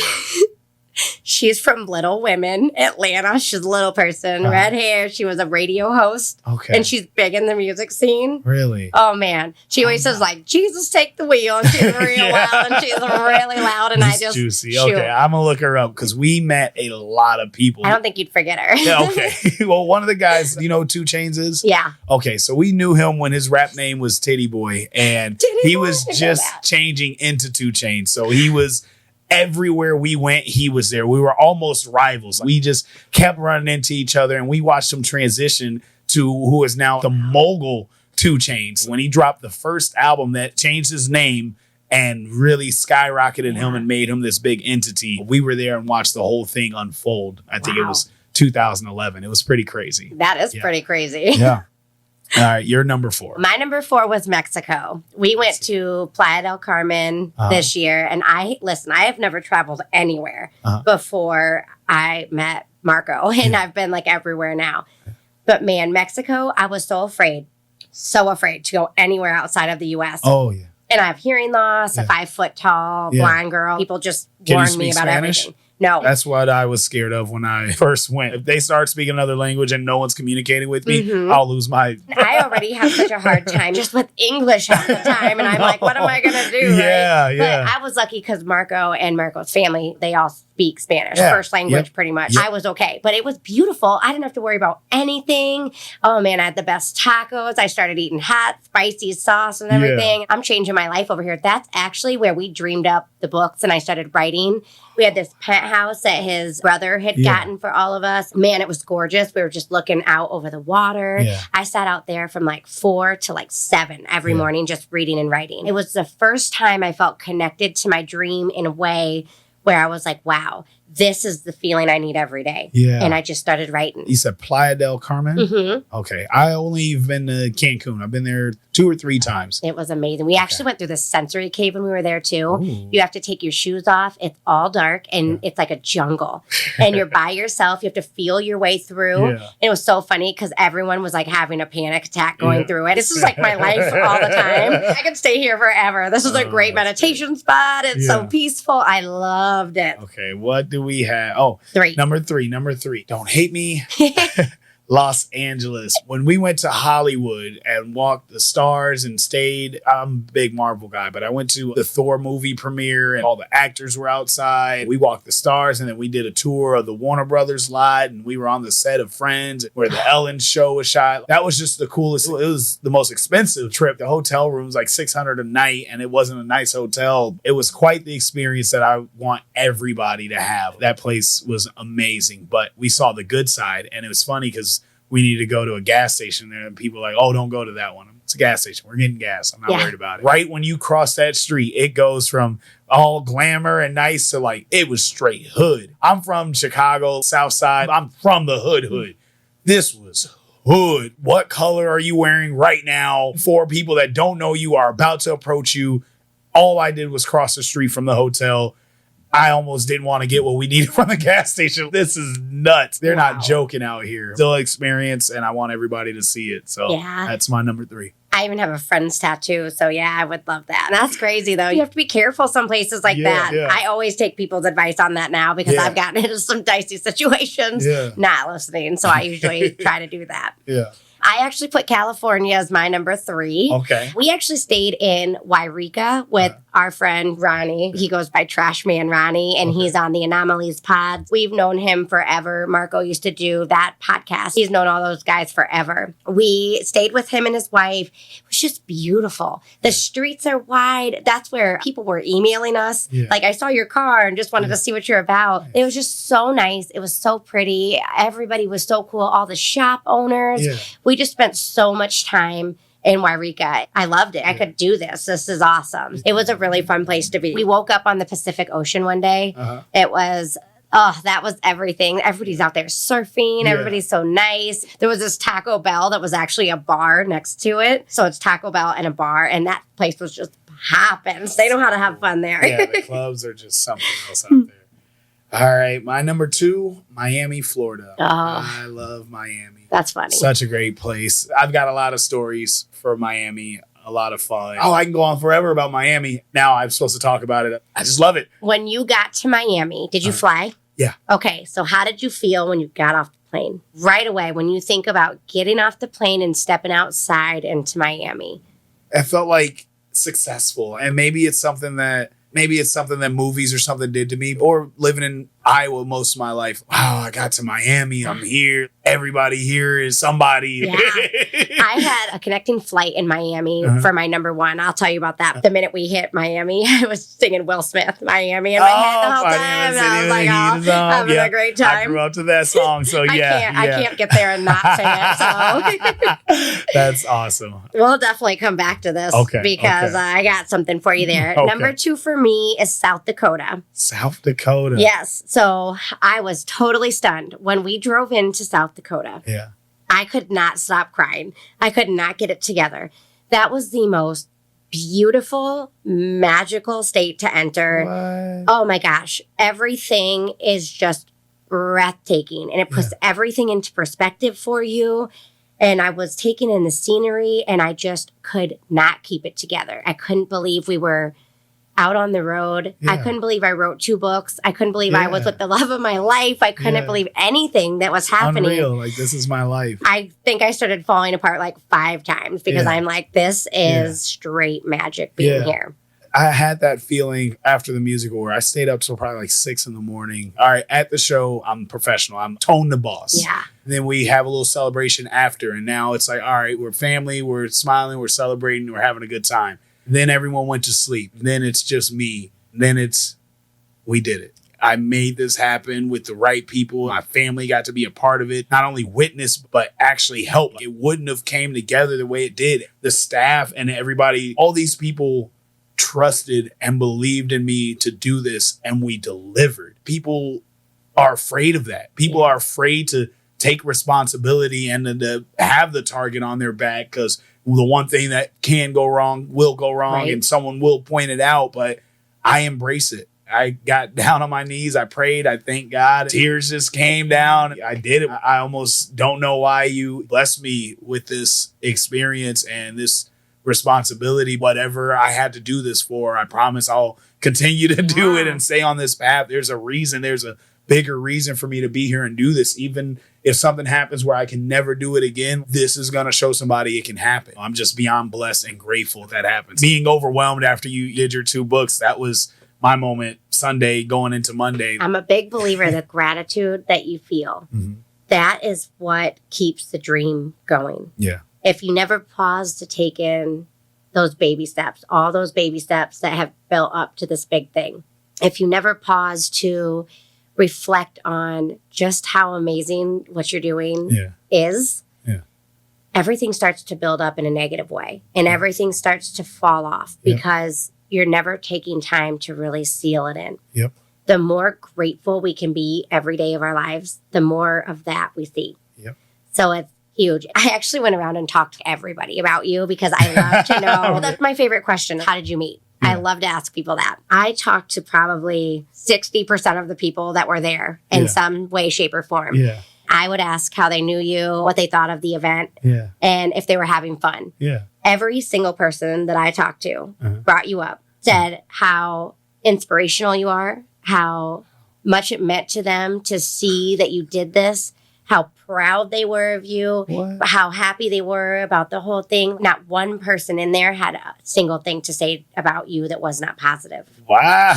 And I crazy. I was like, dang, I think we found the right guy. He is legit. Everybody knows him and loves him. They just would go do anything for you. It was fantastic. Like they really see who you are. I love that. Everybody always wonders what the perspective is of you when you're not around. For you to tell me that and us just meeting, but then you ask these people that don't owe you a certain answer to say that, that's my purpose. I'm doing what I'm supposed to do. That's the validation I needed. And I had that on the day after as well. There's a lot of feedback the next day. I met this guy for the first time. He was just telling me, we haven't met, but I've known of you. I've followed your journey. You're an inspiration. He told me his story, which was amazing. Dude, you're an inspiration to me. I found out that we knew mutual people. Oh, that story was about you. How have we not met until now? Trust me, you've been on my radar. You've had my support from afar. I want to get you in. You can come talk to the kids. I would absolutely love to do that. This is what I needed from somebody that I didn't know. I kick it with this guy. This is like the toughest guy ever. He talks you up so much. You guys had this SpongeBob dance 13 years ago, and you know how big this dude is and how tough and gangster he is. He breaks out into the dance when we talk about you. Get out of here. You just have that impact on people and you don't even know. That's what it's all about.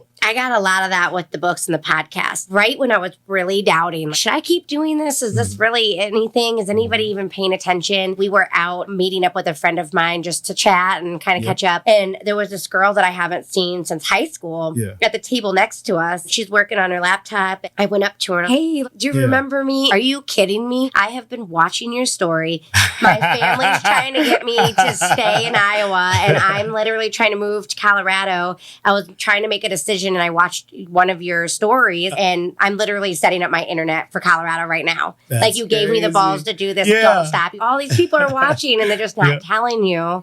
But you can't ever stop. I know I can't. I can't. But this it's helps like me. you owe it to the people. It's your responsibility to take that on and to keep going. Yeah. Now it's just like deep. I can't stop. We got one more. Number one. What's yours? What's yours? My number one place that I will talk about forever is Phoenix, Arizona. And it's not just Phoenix. It's like the outskirts of cities.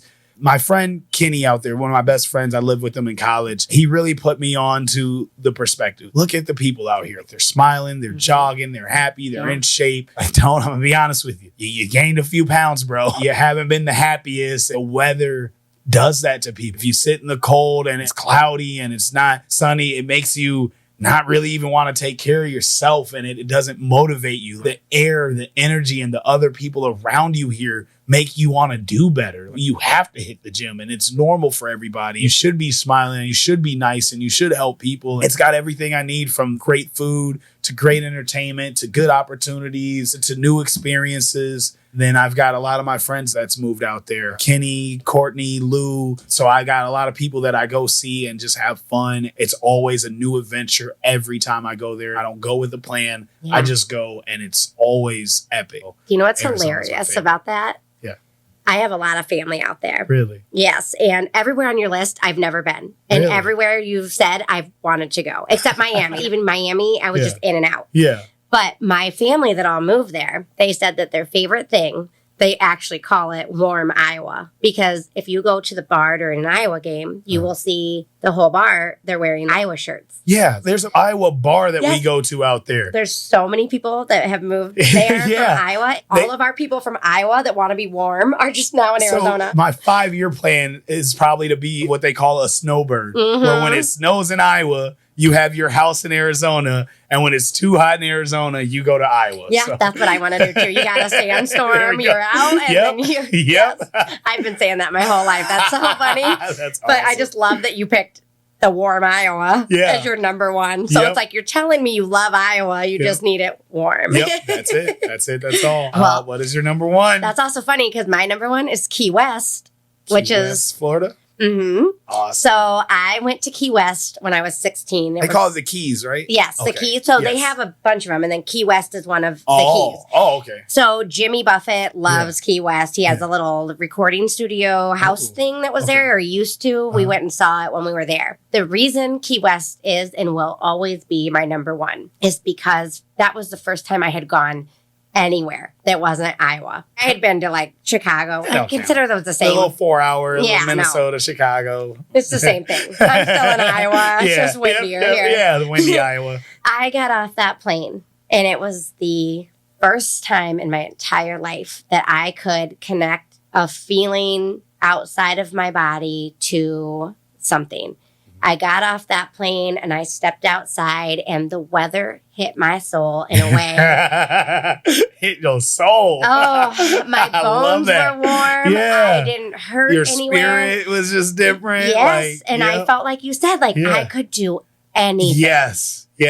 I went parasailing. I got all the way up there, and it was so quiet. Yeah. There was no sound up Yeah. there. There's birds that are just Yeah. flying next to us. What is this magic, right? I'm in a Yeah. Disney movie. Yeah. Everybody was so nice, and everybody was incredible. I swam all day, every day. Yeah. I don't think I was never not in a swimsuit. Wow, I Yeah. didn't even know this existed. Yeah, it's not a reality to Iowan. No, and now I actually chase that feeling. I have had moments in Iowa where I have not been able to sleep, and I go outside. It's like 2 a.m. Yeah. Or I'd be leaving the bar from Yeah. work 3-something in the morning, and I would just stand outside, and I could just get little glimpses of that feeling. That air would come through, and it felt like it. Something about that just kept me going. Yeah. Even on the worst days. Chase that feeling you had when you got off the plane and Yep. you got to Key West. Yep. And I look for that feeling in people, in experiences, in everything I do. I try to bring that same feeling to people. I try to just be the sunshine. Even on the darkest day for myself, hey, the sun is going to rise. Feel this, rest in this time, rest in this cloudy weather, but like, you got to ditch those clouds too, right? You deserve this wonderful weather. You Yeah. deserve that feeling. Yep. Go get it. Yep. Be that. Yep. So that's what I've spent. I was 16 when I went there, and I'm 35, and I don't think that I have gone a day without thinking about that feeling. So, Amazing. yeah. That's so awesome. Well, that concludes my half. Did you have any other questions? Well, I have or- one question. Yes, go, So, please. you didn't tell me. I've told you. What did you think when you met me?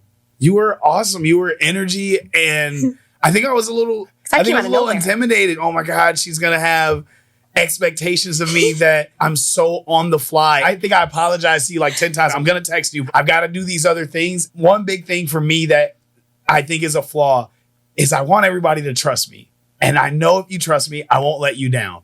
But I can't always articulate why. Let me show you that this works. It will work. For whatever reason, something goes wrong or you're uncomfortable, I'll fix it. That's Yeah. who I am. I can't thank you enough for trusting me because I was terrified. I got this professional here. She's an author. She's a podcaster. She's probably done like 10 award shows, and this is going to be the worst one she's ever seen. I was definitely scared that I was disappointing you and you felt this was unorganized. It's so organized in my head. Yeah. I swear. I know how to make this happen and go on without a hitch. I had a script. The person that I wrote the script with got COVID. She's really big on scripts and being on time and being organized. I'm really big on let's go with the flow, and I bet it's going to work, and it's going to be way funner if we just go with the flow and do it right and have fun. Yeah.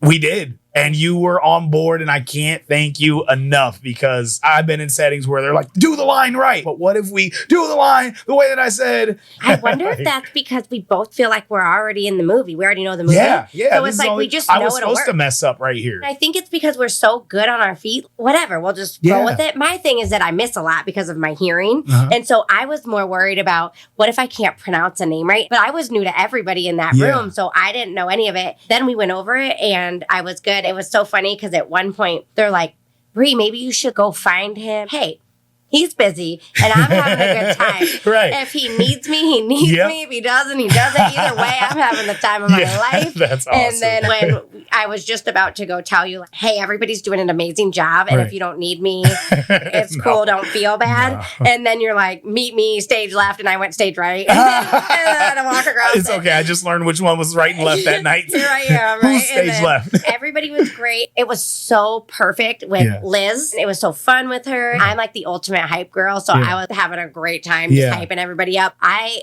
don't work well with a plan, and I don't work well with a script. I would have loved if you, oh my God, if you would have told me that. I didn't know because you seemed so together. I would have just high-fived you. Like, no, listen. Thank you. You seemed so together that I actually was like, oh, I hope he doesn't think that I'm so flighty and like whatever. But I hate a script. I'm probably going to lose it. I'm probably going to forget. And then Liz and I were up there, and it was so funny. She was like, what should we do? And I said, you know what?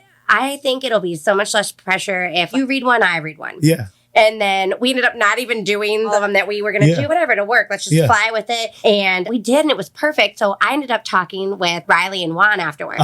And Juan told me that he thought we had rehearsed. And he's like, man, we just got like 10 minutes before. You guys got to rehearse. And I was like, oh, no. I go, do you know when we got it? And he said, when? I go, like 2 seconds. Stage. I was like backstage, and I'm asking him how to say names. I was making sure I was saying them right, and I was saying like half of them wrong. So I'm like panicking and trying to think of ways to remember. Oh no! He's like, "You guys were so good. You guys were so good. Okay, they did it. I can do it. They were just fantastic, and so everybody was so good. Everybody just vibed so easy. Yeah. Did you notice?" Every one of us that was backstage, because there was a lot of us backstage then. Oh, yeah. It was so funny because I had actually talked to every single one of them. Isaac, obviously, I just was obsessed with him from the second I saw him. And he's back there. Everyone that was back there, we're already all friends. Yeah. Every one of those people were in my life so prominently that night that by the time I was on stage with them, it literally felt like we had been doing this forever. You got to see Isaac perform then, right? I got to see him rehearse and doing the actual thing. And I was hyping him up the whole time. Oh my gosh, you have to do that where you drop down at that front table. Make sure you really do that in the actual thing because that is awesome. And I kept it a secret that he was getting an award for you to actually get to present that award to him. Is everything full circle? Oh, that's so cool. I love stuff like that. Even Alicia, I was asking you how to say the last name, and I was like Monet, and I was excited about it. And I got to present hers, and I had just been right before you called me up. I awkwardly made my way over all of these chairs to get to her in that dress, right? She sees me and I'm like, sorry, I'm awkwardly creeping up on you so I can fangirl you. I just had to tell you how incredible you did with the national anthem. You deserve an award. And I said that. And then I presented it to her. And she was like, you. And I was like, I know. I couldn't have played this better. Right? So, that is so awesome. I love that. It was you really worked the room like you were supposed to. That was the goal. I love that you were a good spirit about it. And even saying, hey, if you don't need me, it was still a good experience. Because a lot of people are upset. Hey, man, I came all the way down here and I didn't win. That's because you're not using this. It's my first time doing it. Should I let the nominees choose to come, but the winner already knows, hey, if I didn't tell you, you won? But then that takes away the excitement. If you're not going to be in the experience as a whole, don't nominate yourself. Don't have yourself submit seen at all. Say, no, I don't want to do this. Yeah, if you submit, I'd like you to already have plans to attend. This should be as big of a deal to you as it is to everyone else. Yep. Because you know what?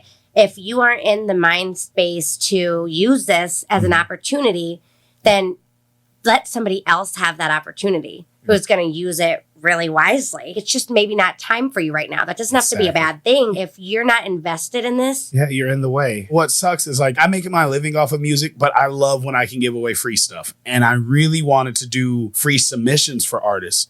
But there's so many musicians and there's so many people in different levels of the music. We made a decision as a team that you have to be willing to invest. It's not a lot. It was a $25 submission fee. Listen, that is the first thing they teach you in coaching. If you give free coaching, people won't take it seriously. Yep. You have to make them pay something to show up for themselves. It is an investment in themselves. Whether you win or not, I would encourage you to ask them if somebody comes to you and says, I came all the way down and I didn't even win. Why are you upset when this opportunity existed? Even for me, this book could be a movie because of just being at that event, because of who I met that night. It may not, but it might. There's an opportunity now. If I had not been there, that opportunity would never exist. Right. Whether it comes to fruition or not, it now exists. And if that one doesn't pan out, because I'm going for it, somewhere it's going to.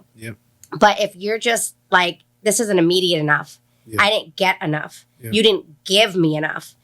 That's not you working towards your dream. That's you expecting it to just be handed to you. That is showing life that you're not ready, because this dreaming and this life is not easy. It's not handed to you. And it's how much do you want this? How much does it really mean to you? What are you going to do to use it? Again, I'm not even in music. I couldn't sing. I couldn't do any of this. If you put me in a recording studio, nobody's buying that. It's bad karaoke, okay? I'm not winning any karaoke competitions either. But I'm in this room with all of these creative minds. That's all I care about. I just want to know you. Even if I just get to see you rise and it has nothing to do with my journey, that's so exciting for me, because now you're fuel for me to keep going. And that's what it's about. And if you're not looking at it like that, then you're missing the whole point. You're missing the whole Not only did you understand the assignment, I got to come back full circle. It's okay to be number 2. I love number 2. Why do you not strive for number 2? It's so much better. You could live a whole life at number 2. I know, I've been there my whole life. Exactly. All right. How can they find you? How can we get the books? Talk to us. Okay. So Just Bree HLC. Okay. That is everything. It's .com, my Instagram, it's my TikTok, it's my Facebook, it's everything. I have a Facebook group, Brain Gains, as well. That's just a positive space for everybody. Share things that you're doing, share funny memes, share positive things, anything and everything. If you go to justbreehlc.com, everything is on there. The link for the books, for Amazon, my podcast, my websites, all my social. And I always tell people, if you read the book or if you're watching the podcast, you're watching my stories, and it is impacting you. It is making you think. It is taking you to your own places in your own journey. It unlocks a lot of feelings. I am always a safe space. Drop in my DMs, say, hey, can we meet? Can we just sit down and have a coffee and chat? Yes, we can. If you have a story and you want to do like this with me, yes, talk to me. I am literally the easiest person to reach out and connect with. You can tell me anything and it will not shock me. My absolute favorite thing to do is to take things that we feel are like bad about us and I make them into something powerful and impactful. I show you how to take those bad things and realign them in your thoughts so that it's good and you use it for something powerful and you drop all that negative stuff with it. I gotta interject. That is me with music. Alicia Monet, I used to manage her. She was my very first artist that believed in T1. And we made some of the best music ever because before we start writing or listening to anything, she just vent to me for a good hour. I'm responding, I'm understanding, but I'm also writing music with her experiences. And everything she just said, I'm turning into a song. So what you just said is why I was able to do what I do, is turning something negative into something powerful, something that brings you forward, that you can use and reflect on and feel good about. That's what I want to do with the books. We just understand each other on such crazy. a deep level. That's it crazy. is. All right, you're writing my book. All right, it's done. It's done. Signed, sealed, and delivered. And Yes. you already said it's officially unofficial. It's recorded. Even with being with T1, we're going to work this out. I'm like, this is Let's do happening. it. I am at home here. Yes, cool. All right, the T1 writer, she's here. All right, and then the name of your podcast. The one where we met in Realizations. I like to realize things. I like religion. I like everything, apparently. And you're the F-Bri. Yes, and I'm the F-Bri. My name really, really works with all of this. And I will tell you, so my pen name is Just Bri. Everybody asks me, why is it Just Bri? Because people used to try to explain who I was to their friends. Like if they were bringing me somewhere for the first time and I was meeting their new friends or whatever, or their family, whatever. People would be like, so tell me about Bri. What's she like? Well, she's like, I don't know. She's like fun and loud, but like not too much. You know what? I can't. It's just Bri. It's just Bri. You'll see when she gets here. Everyone used to come up to me afterwards. You're just Bri. So I would love a whole world where it's like just Tone, just Bri, just Marco, just this, just Derek, just whoever. Just Chappice. Yeah, just Chappice. We are who we are for a reason. And every single thing about you is good. Every single thing about you has something you can use. But we just have to get out of our own way and stop saying, oh, yeah, well, I'm Bri, but I'm this and this and this in a negative way. No. You know what? It's like hearing loss. I don't go around anymore and saying, oh, sorry, I can't hear. Or sorry, you have to do this for me. No, now I'm like, well, speak up if you want to be in my life. Or look at me, calm down, talk to me. You can't be over there doing the dishes and trying to tell me something you need. Come over here and tell me, slow down in your life. Nothing about me making somebody speak to me in a way that I need it is hurting them. So I'm not doing that anymore. I'm not using anything as a negative. It's a positive. Also a positive that if you won't slow down and you won't speak to me in a way I can hear you, you're not meant for me. It's a way to weed it out so that I can have the right people at my table. I don't want somebody showing up at my table who's just mooching off of everything and never showing up with anything and they're kind of ruining the dinner. I want the people who are like, hey, Bri, have you ever tried this? No. Well, here, I made it and I brought it. And then they have good conversation and they're connecting with other people at the table and they're building with them. That's what I have room for. I'm not saying that person that left the table can't come back.